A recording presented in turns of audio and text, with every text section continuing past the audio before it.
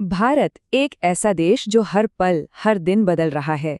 लेकिन इस बदलाव के पीछे की असली कहानी क्या है?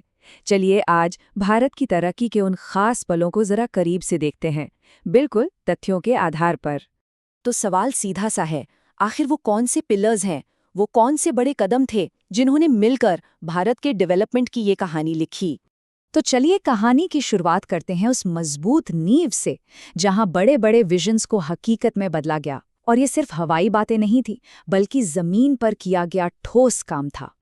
भारत की टेक्नोलॉजिकल उड़ान का एक बहुत बड़ा क्रेडिट अगर किसी को जाता है तो वो है डॉक्टर विक्रम साराभाई। उन्हीं की दूर की सोच थी, उनका वो विजन था जिसने इंडियन स्पेस प्रोग्राम की नींव रखी। एक ऐसी नींव जिसने भविष्य के लिए अब सोचिए कितने ही रास्ते खोल दिए। और देखिए, कमाल की बात यह है कि ये बड़ी सोच सिर्फ आसमान तक ही नहीं रुकी, ये जमीन पर खेतों तक पहुंची। ड्रिप और स्प्रिंकलर सिस्टम जैसी जो टेक्नोलॉजीज थीं, उन्होंने तो भारत की खेती का नक्शा ही बदल दिया। मतलब कम पानी में ज्यादा पैदावार, है ना? बड़ी सोच और जमीनी हकीकत का एक शानदार कॉम्बिनेशन। लेकिन तरक्की की ये कहानी सिर्फ रॉकेट्स और खेतों तक ही नहीं रुकी। अगला बड़ा पड़ाव था एजुकेशन और हेल्थ जैसे बेहद जरूरी सेक्टर्स में, जहां टेक्नोलॉजी ने कह सकते हैं क्रांति ही ला दी। या देख सकते हैं कि कैसे एक प्लान असल में काम करता है। देखिए, दिसंबर 2004 में एजुकेशन रिफॉर्म के लिए एक बड़ी स्कीम लॉन्च हुई और फिर इसी सोच को पंख देने के लिए आया एड्यूसैट, EDUSAT, भारत का पहला सैटेलाइट जो पूरी तरह से सिर्फ और सिर्फ एजुकेशन को डेडिकेटेड था। जरा सोचिए, इसने दूर दराज के गांवों तक क्वालिटी एजुकेशन पहुंचाने में कितना बड़ा रोल निभाया होगा। बिल्कुल एजुकेशन की ही तरह हेल्थ सेक्टर में भी टेक्नोलॉजी एक वरदान बनकर आई। टेलीमेडिसिन, इसने तो जैसे दूरियों को ही खत्म कर दिया।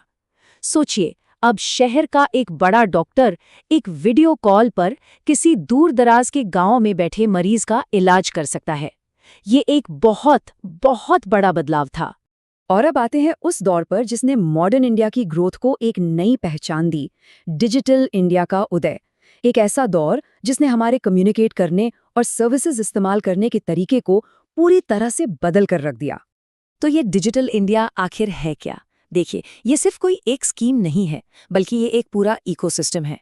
इसमें डिजिटल इंडिया इनिशिएटिव है, ई-गवर्नेंस है जिससे सरकारी काम आसान हो गए, ई-कॉमर्स है जिससे घर बैठे शॉपिंग हो जाती है, और इन सब को पावर देती है लेटेस्ट मोबाइल टेक्नोलॉजी। ये सब मिलकर बना रहे हैं एक नया कनेक्टेड भारत। और इस डिजिटल रेवोल्यूशन का एक बहुत बड़ा फायदा जो आम इंसान को मिला, वो था ई-गवर्नेंस के जरिए। अब सरकारी दफ्तरों के वो लंबे लंबे चक्कर काटने की जरूरत नहीं रही। बहुत सी सर्विसेज ऑनलाइन हो गई, जिससे काम आसान भी हुआ और ट्रांसपेरेंट भी। ये वाकई डिजिटल इंडिया विजन की एक बड़ी कामयाबी है।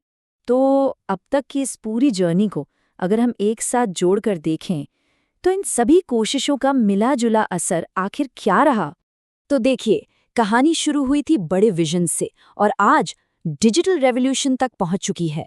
स्पेस प्रोग्राम्स और खेती में सुधार से लेकर आज के डिजिटल युग तक ये सारी पहल, ये सारी कड़ियां एक दूसरे से जुड़ी हुई हैं और ये सब मिलकर एक ऐसे नए भारत को आकार दे रही हैं जो पहले से कहीं ज्यादा मॉडर्न और कनेक्टेड है।